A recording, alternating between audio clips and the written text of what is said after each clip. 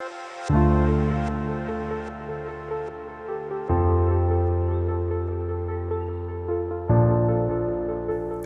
a deterministic approach to life enables us to better accept our circumstances. Within the frame of this approach, all events, and especially human behaviors and actions, are determined. They are the end result of past events. And it actually makes sense. At the beginning of the course, I've put forward the idea that we don't fully comprehend our behaviors, that they are a consequence of what we've learned through our experience, through our education, our social conditioning, our culture. They could be also the byproduct of some emotions that we don't fully grasp, and so on. What this means is that the way anyone around you behaves, the way they treat you, is their karma. How you react to it is entirely yours, because at the end of the day, you don't get to choose your circumstances.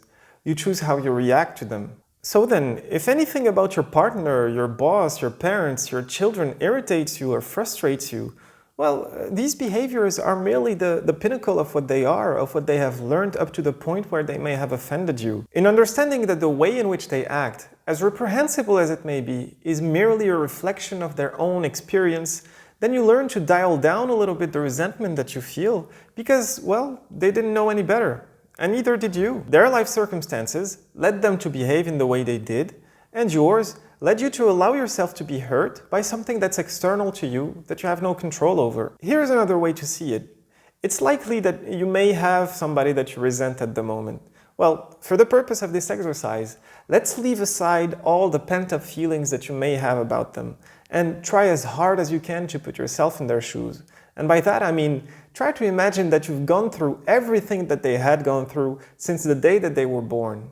Don't you think that at this point, your behaviors wouldn't be any different than the ones that they have? When you integrate this idea, well, you may realize that your frustration, your resentment, your anger, all of those pent-up feelings that keep bubbling up inside of you are merely your own punishment for somebody else's alleged mistakes.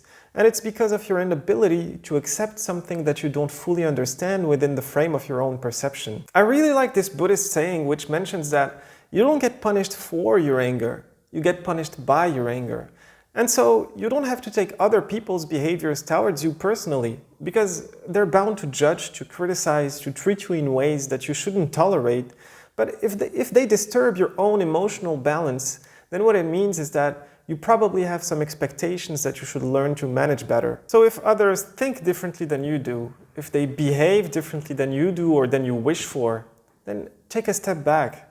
Don't nurture the resentment that you'll need to justify why you're so unhappy with this relationship or that one, all the while looking for all those reasons outside of yourself. Understanding determinism leads to becoming more tolerant and open, not only of others' behaviors, but also of your own circumstances, in that it could help you take responsibility for where you are in life right now. You've probably made some efforts in order to achieve some of the things you got in life, and maybe you're not exactly where you wish you were, or you've experienced or will experience setbacks, be it in your studies, your relationships, your career, your business ventures, and so on. And as a result, you've built up some frustration about what you couldn't accomplish or what you don't possess or have achieved yet.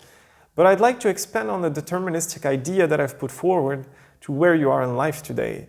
You were meant to go through what you went through and obtain what you got, and you don't need any further proof other than you actually did. You did. So maybe you've nurtured some feelings of inadequacy, of unworthiness, of frustration, of envy, of guilt, whatever. And well, here's an idea that could help you step out of that mindset. It's simply believe, but don't expect.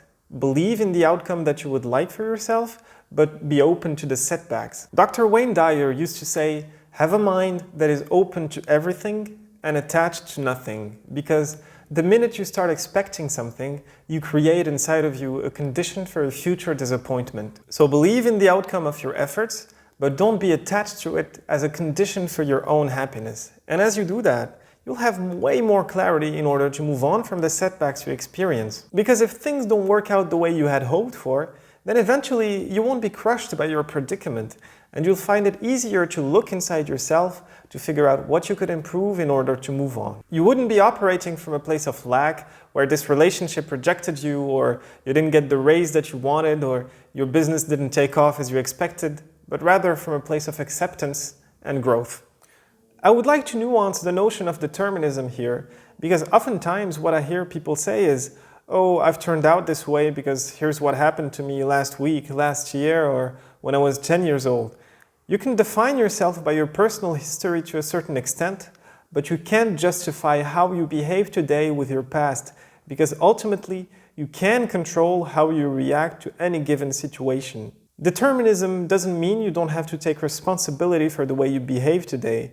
On the contrary, I think that we shouldn't demean what we could be for what we are today, because there is just so much we can accomplish. And the same goes for others. Accepting them the way they are doesn't mean that you're simply going to give up on them. It doesn't imply that you can't have a positive influence on them if you develop your ability to communicate or articulate your ideas as clearly as possible so they can become more accessible. As the late psychiatrist Viktor Frankl used to say, when we are no longer able to change a situation, we are challenged to change ourselves. This conceptual section may seem vague at first, but I'll invite you to watch it maybe more than once, because once you understand these concepts, eventually you'll find it easier to ground yourself within your own inner balance, to become more discerning and calm in your daily life, and to become a little more aware of your mood swings as they arise. So moving on, how do you feel at the moment? Are you tense, happy, attentive, satisfied? Are you dwelling on something that happened at the office? Is there someone you resent? Do you doubt yourself? Are you easily triggered? Do you avoid conflict? To answer those questions, we will now discuss the practical tools of my course, which eventually would open the path for a better understanding of your emotions in order for you to mitigate their impact on your life.